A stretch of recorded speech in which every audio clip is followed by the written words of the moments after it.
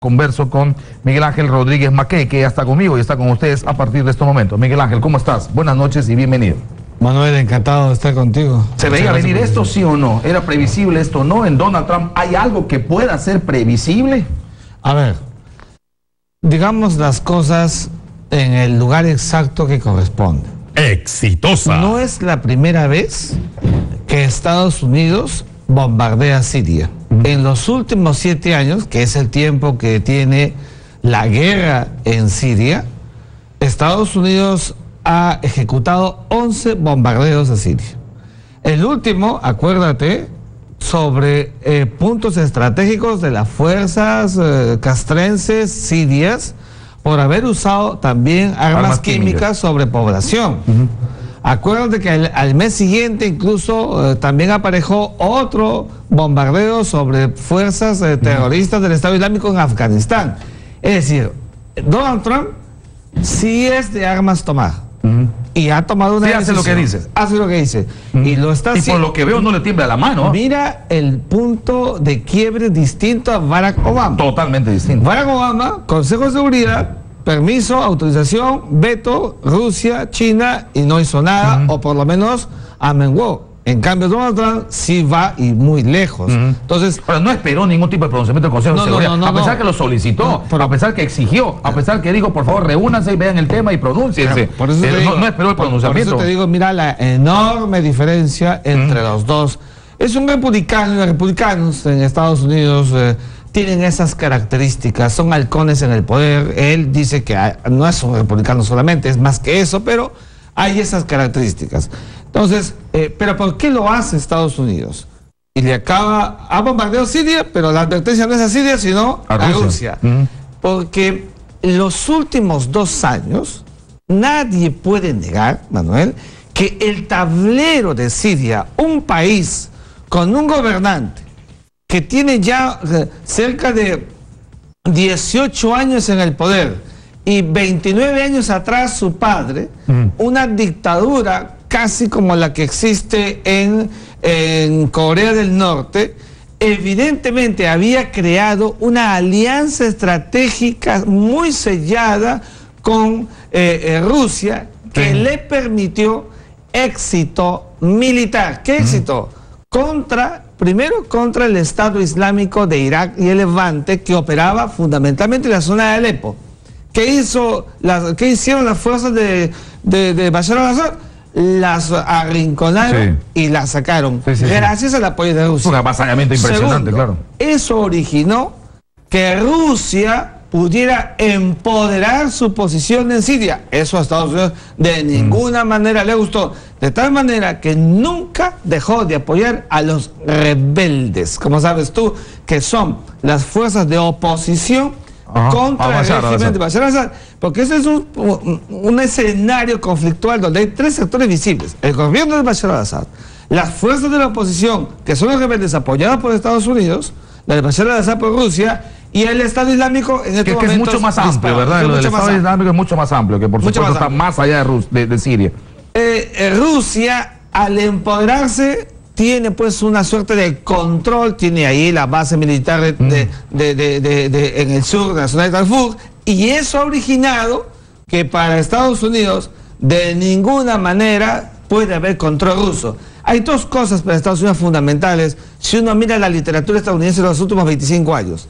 Quieren control absoluto de espacios nucleares. Nadie puede tener desarrollo nuclear como lo tiene Estados Unidos. Mira lo que hicieron con Irán. Lo neutralizaron, Consejo de Seguridad más Alemania, un plan. Por eso la preocupación con Corea del Norte también. Exactamente. Y Corea del Norte lo mismo. Y entonces, ahora que salió el discurso de Vladimir Putin a 2 semanas de las elecciones en Rusia, con una advertencia, para otros una amenaza contra Estados Unidos, evidentemente Donald Trump despertó y dijo, ¿cómo es esto? ¿Qué es lo que está pasando? Y esa situación, de ese nivel de advertencia, otra vez, para un Donald Trump que desde que ha llegado al poder quiere volver a poner a Estados Unidos en ese espacio unipolar. Sí, pero con un riesgo, ¿no? Lo sacó del tablero Y evidentemente, con la luz verde, porque esto se hace con las fuerzas vivas, profundas del poder estadounidense, al acto marginal de las Naciones Unidas, los chicos que nos ven y la gente que nos ve, le llegó altamente la ONU. Definitivamente. Y acaba de iniciar... Ahora le estás diciendo a Rusia, no estoy solo, cuidado. Tengo a Inglaterra y por supuesto le tengo a Francia. Y acaba de pronunciarse también la gente de Inglaterra, y el pronunciamiento es absolutamente claro sobre el tema. O sea, no había otra alternativa. La primera ministra británica dijo que no había alternativa al uso de la fuerza en Siria. O sea, respaldo total de Inglaterra a la decisión de Donald Trump, exactamente igual que Francia. Y esa es la actitud que ha tomado siempre el bloque de alianza estratégica después de la Segunda Guerra Mundial. Sí, pues, permanentemente.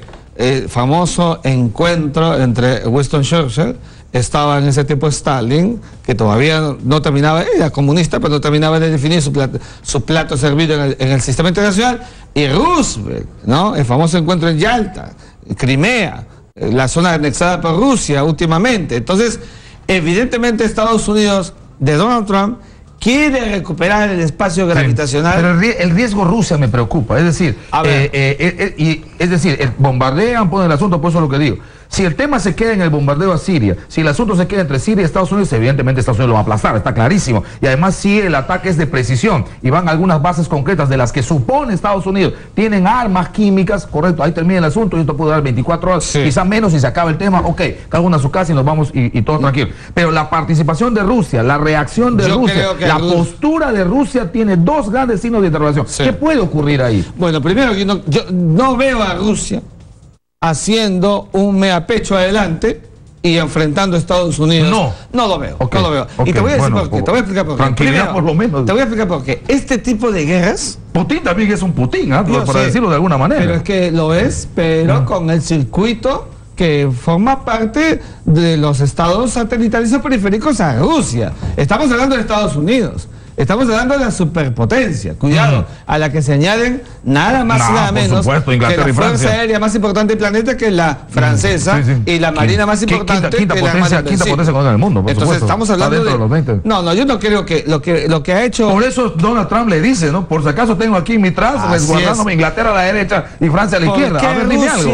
¿Por qué Rusia no va a operar, a mi juicio, en la dimensión que sí lo ha hecho, porque sabe que puede hacerlo, contra los rebeldes o contra el Estado Islámico? Porque sabe perfectamente que la dimensión de su poder es un poder regional, no es un poder planetario. Ahora, ¿su poder regional es efectivo? Lo es. Pero esta es una guerra que va a terminar en un santiamén. Sí, es probable. Este nivel de guerra no soportan las prolongaciones como la que tiene. Si no se acaba el mundo, pues. Esto es de horas, pero insisto, el asunto Rusia, ¿sabe por qué? Porque es un desafío muy abierto. O sea, le está diciendo, bueno, fija posición, ¿sigues en este camino oscuro o vienes con las naciones civilizadas? Así le está obligando a emitir un pronunciamiento. ¿Estás conmigo o estás con Siria? Bueno, estás con nosotros en realidad, o estás con Siria. Eso le obliga a un pronunciamiento. Yo no creo que Putin no vaya a pronunciarse. El asunto es el tono de su pronunciamiento, probablemente. En las relaciones internacionales cada uno actúa según los méritos y deméritos y según sus circunstancias. Cuando Rusia anexó Crimea, Estados Unidos no fue capaz de ingresar a Crimea, de apoyar a Ucrania, no. Tuvo que mirar con discreción. Pasó, por supuesto, porque no pueden entrar en una fricción. Pasó lo mismo en Afganistán, ¿no? En un asunto conflictual. En Afganistán también pasó. Va a pasarlo ahora, trasladarlo hacia el tema sirio. Yo creo que después de este jaque mate que está haciendo en estos momentos Estados Unidos, mientras tú y yo hablamos, pues ya están los bombardeos sirios. Acabo de ver, el aeropuerto de Damasco ha quedado destruido completamente. Siria, se reportan bombardeos sobre institutos de investigación científica y edificios militares de Damasco. O sea, están bombardeando zonas específicas, son ataques de precisión. Si no están botando a cualquier lado para que mueran 1.000, 2.000, 5.000 personas, están botando los misiles a zonas definitivamente establecidas, con precisión, ¿no? A Rusia no le va a quedar otro camino que el camino que no le corresponde históricamente, pero va a ir al Consejo de Seguridad. Iba a decir, Estados Unidos ha entrado a la marginalidad del derecho internacional una vez más, sopesando. Pero eso ya es historia para Estados Unidos. Lo va a hacer porque no veo, te repito, no veo entre Estados Unidos y Rusia una fricción, o sea, no puede haber guerra de respuesta ahí. No. Digo, a ver, Rusia con Irán, la posibilidad, no sé, algún papel podría jugar China en este tema, no tiene nada que hacer. Yo creo que los chinos van a seguir manteniendo su nivel de no neutralidad, pero van a ver todo un poco más desde afuera, porque el negocio no es mi pleito, este no es mi pleito. Mi negocio es ser la potencia del siglo XXI de aquí al año. Mi tema es comercial, porque en lo comercial sí se está enfrentando con Estados Unidos. Hay una guerra, y le está poniendo su freno económica. Sí, le está poniendo su freno y le está parando bien a Trump. De tal manera que esto acabará rápidamente, va a producir estragos, va a debilitar, es verdad, a una Rusia que se ha mostrado bastante riesgosa en los últimos tiempos, pero al fin y al cabo es una medición de fuerzas. ¿De qué fuerzas? Los niveles de disuasión. Porque una cosa es la guerra de Estados Unidos y el nivel de bombardeo de Estados Unidos a Siria, y otras cosas son los niveles de bombardeos que puedan tener mutuamente dos países importantes. Es lo que estaba haciendo. Ahora, Miguel Ángel, el tema armas químicas, el tema bombas químicas, eso está probado, eso está demostrado, existe fuera de la información que maneja para sí Estados Unidos y probablemente que pueda compartir con los aliados, con Inglaterra, con Francia. Realmente pueden haber instituciones, entes que digan, sí, efectivamente hay, y es de esta calidad, y es de este nivel, y es de este efecto, de tal manera que por lo menos, no justifique, pero por lo menos explique esta acción militar de Estados Unidos. Mira, es bastante complejo. Acuérdate del famoso informe Tenet, con el que Bush cruza el Atlántico, ingresa en Irak, que nunca encontraron nada. Nunca encontraron nada. Buscaron a Saddam Hussein, lo encontraron como Saddam Hussein, sunita, se había ensañado con los chiitas. Bush busca una corte chiita y lo terminan colgando. Y nunca hubo nunca se demostró, por lo menos nunca se demostró al mundo las armas químicas que buscaban. Entonces, otra vez es la misma dinámica orbital.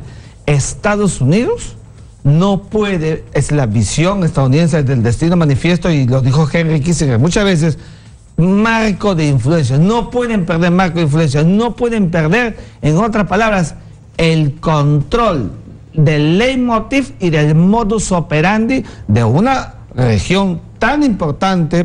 ¿Por qué es importante esa región para Estados Unidos? Solamente por una razón, como pasa siempre en la historia universal: recursos. ¿Qué recursos hay? Petróleo. Petróleo. Y mucho. Pero Estados Unidos tiene mucho petróleo. Bueno, pero siempre le hace falta. Sí, pero además de eso, el petróleo y las ratios concomitantes que genera el petróleo que controlan diversos países. ¿Por qué crees tú que Estados Unidos mantiene una alianza tirando al tacho o escondiendo la visión sobre derechos humanos con Arabia Saudí? Que es el país más fundamentalista que existe en el planeta. Correcto. Ahora, con esto que está ocurriendo en este momento, porque estamos hablando de solamente una hora de ataque que está ocurriendo en estos momentos en Damasco y varias otras ciudades de Siria, sí se explica por qué no vino Donald Trump a la cumbre, ¿no? Bueno. O sea, esto estaba evidentemente, sí era latente, sí estaba entre sus posibilidades, no ahora, sino probablemente hace 48 horas o hace 72 horas, diciendo, lo hago, no lo hago, deshojando margaritas, coordinando permanentemente con Inglaterra, con Francia y quizá con otros países para ver si finalmente lanza lo que acaba de lanzar hace solamente una hora, ¿no? De acuerdo, sí. Evidentemente ellos saben qué es lo que van a hacer en horas, en minutos, pero yo insisto también, ha pasado en otros momentos, esto solamente dura horas. Él quería estar, era su primer acto internacional en este nivel, con el país más sensible y además cuidando un frente interno donde él quiere estar empoderado. Acuérdate que hay en el camino, desde la oposición, por parte de los demócratas, algunas formas de querer menoscabarlo a él en su vigencia como presidente. Entonces, él ha querido privilegiar el asunto de Medio Oriente. Por esto le posesiona internacionalmente, sin ninguna duda. Ahora, ¿no? Y además en el frente interno estoy seguro que le va a generar una cohesión mayor. Y ¿no? eso es parte de lo que él estaba buscando. En mi libro, El fenómeno Donald Trump, lo decía. Donald Trump lo único que quiere, pareciera ser una cuestión orbital a través de su vida, es siempre concitar la atención y llamar la atención. Y lo está haciendo pues porque ahora todo el mundo está concentrado en lo que Donald Trump acaba de decidir. Los ojos del mundo están ahora en Siria. ¿Qué va a pasar a partir de este ataque con el régimen de Bashar al-Assad? ¿Se va a debilitar o se va a fortalecer? Porque normalmente ocurre, sobre todo en países islámicos, donde hay mucha vinculación entre la política y la religión, ocurre que cuando hay un ataque de Occidente, termina cohesionando más y recrudeciendo más las respuestas. Bueno, el nivel de mantenimiento de la cohesión que pueda tener Bashar al-Assad va a depender mucho de Rusia.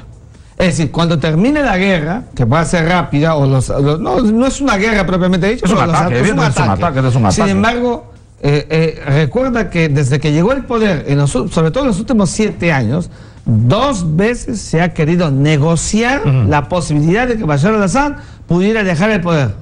Ha tenido una actitud recalcitrante, se ha mantenido incólume en su posición, y lo único que se ha logrado es que tenga el apoyo de Rusia. Sin embargo, vamos a ver el nivel de eficacia que tiene la Fuerza Aérea de Estados Unidos. Es absoluta. ¿Va a doblegar, va a dejar diezmado al gobierno de Bashar al-Assad? Yo creo que sí. Pero le va a dejar también, digamos, con la rabia, con la indignación, con la respuesta. Y si tiene una Rusia, que si bien es cierto, lo más probable es que no respondan militarmente y no se compre el pleito hasta el escenario de una guerra, pero si le da por lo menos en el mensaje, en el discurso, una respuesta o en todo caso una adhesión moral, así que podemos tener respuestas más contundentes. Sin duda alguna, pero hay otro tema más. Y lo voy a decir porque no se dice y se tiene que tocar en las relaciones internacionales, y puede ser maquiavélico la reflexión que haga, pero no olvides que desde que se inventaron las armas, sobre todo en el siglo XX y XXI, el negocio de armas es muy grande en el mundo. Sí. Es tan comparable a los negocios turbios que hay en otros ámbitos de las relaciones internacionales. ¿Sabes la cantidad de dinero que se maneja ahora en el marco de estos conflictos rápidos que se van a producir en el mundo? No, esto cuesta 50 veces más que cualquier que poner 4 ejércitos o 10 ejércitos con los fusiles. Acuérdate que Donald Trump hizo un viaje, fue a Palestina, fue a Israel.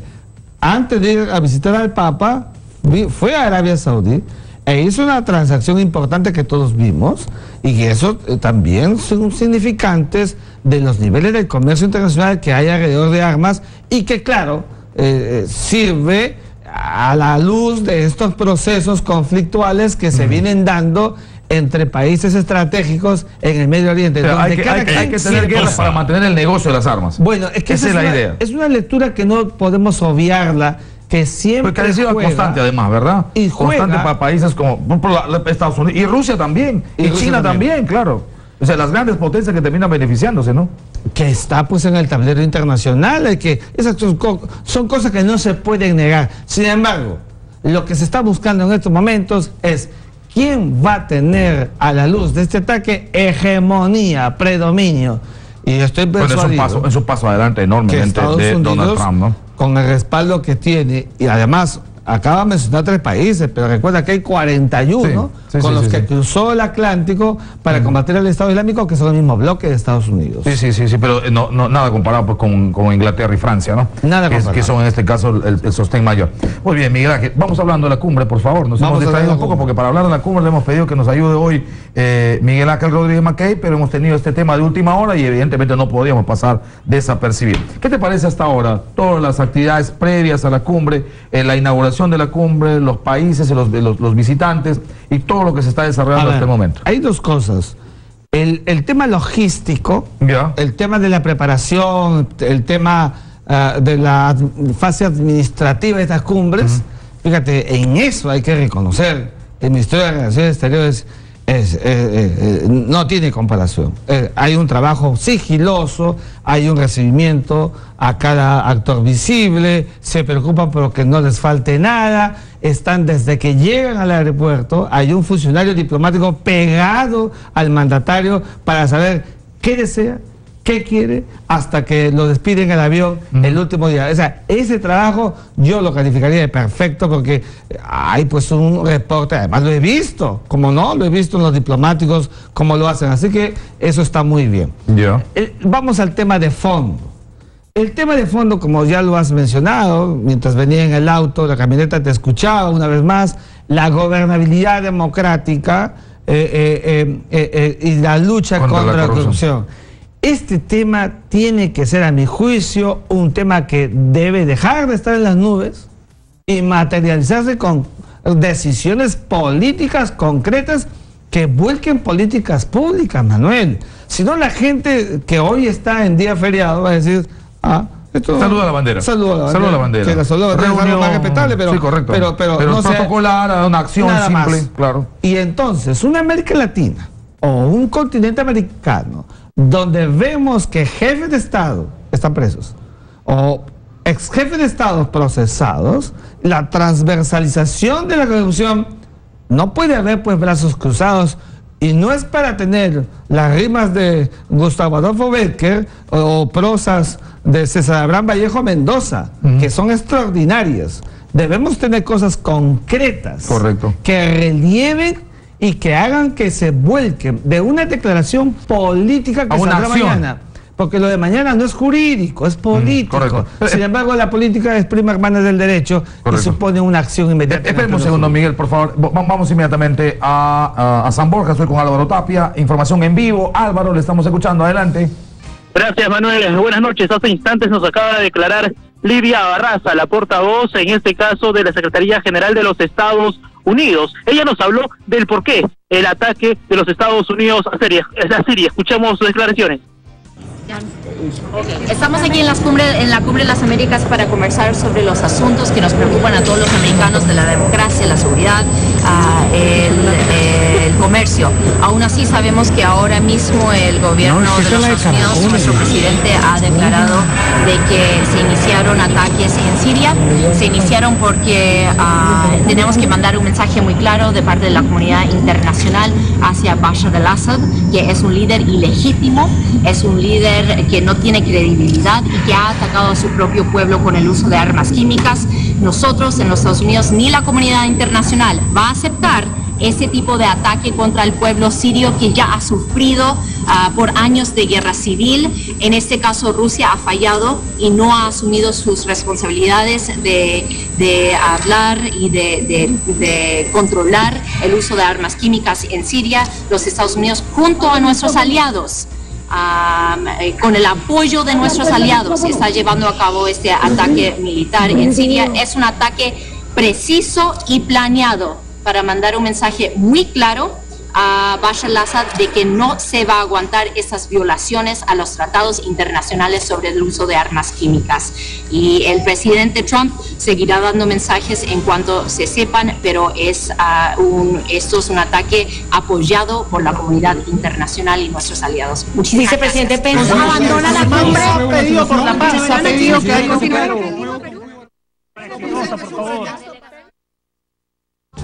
Bien, declaraciones entonces de Livia Barraza. En este caso ella es la portavoz precisamente del Departamento de Estado de los Estados Unidos. Ella ha mencionado que es un ataque preciso y que en este caso pues ha sido también planeado. Esta es la información que se tiene desde el Gran Teatro Nacional. Informal Álvaro Tapia para Exitosa.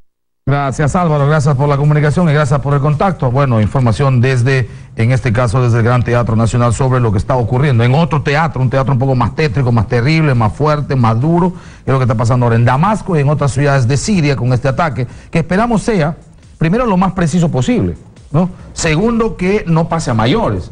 Y tercero, que la respuesta de Rusia finalmente no sea una respuesta militar. En buena hora Miguel Ángel Rodríguez está conmigo y me dice que eso es realmente una eventualidad muy, muy, muy lejana, que es casi imposible que Rusia pueda tomar una decisión, en este caso de una respuesta militar en solidaridad con Siria, que ha sido hasta ahora su protegida. Sin embargo, políticamente hablando, ha sido su protegida hasta ahora, ¿no? Rusia sabe con quién es solidario con Bashar al-Assad y el régimen sirio, y sabe a quién atacar. La dimensión de Estados Unidos, ya lo has dicho, es una dimensión todavía no comparable. Por eso sigo hablando de que en el mundo, este es un mundo multipolar. ¿Qué significa esto? Arriba Estados Unidos, solito, y después todo lo demás. Es decir, todos los demás... Con cierta gradualidad, pero no como, pues, no como un despliegue. Pero no digamos, es lo que acaba de decir Antonio Guterres, pues, el secretario general. Acaba de decir que se ha iniciado y estamos en el mundo de la Guerra Fría. Hágame favor, ¿cuál Guerra Fría? La Guerra Fría significó que Estados Unidos y la Unión Soviética estaban en una relación cuando el mundo era bipolar, de bipolaridad, pero al mismo tiempo los dos. Sí, ¿Quiénes llegan primero al espacio? Los rusos. Sí, claro. Cefalea para los gringos y buscan un mecanismo urgente. Y se fueron hasta la luna a 10 años después. No, esto es otra circunstancia internacional donde el poder y la tecnología de Estados Unidos no tiene límites. Correcto. Y Estados Unidos, Rusia es perfectamente cuerda en saber qué es lo que tiene. Y además hay que cruzar los dedos, no va a ser que esto termine en Maradona Mundial, por favor.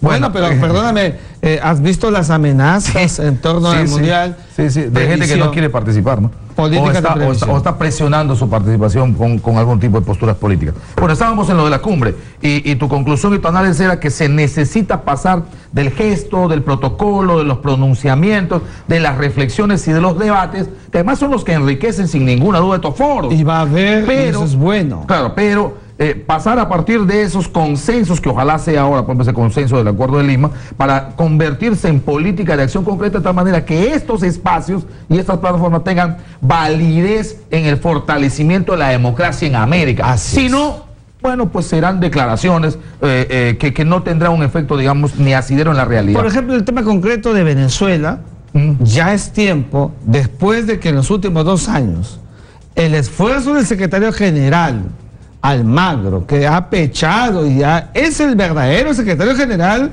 de la OEA, no como Insulza, que aparecía insulso frente a lo que pasaba en el continente. Es decir, el tema Venezuela, un ejercicio, gobernabilidad democrática en una Venezuela donde hay una dictadura. Entonces, los países tienen que ponerse de acuerdo. Si no, la democracia es boba, pues sino ¿qué democracia estamos defendiendo? Ese es el asunto. Y segundo, contra la corrupción, el gobierno de Nicolás Maduro ha sido imputado por crímenes de lesa humanidad y de narcotráfico. Sí, se habla de narcoestado, una cosa increíble. ¿Qué tenemos allí?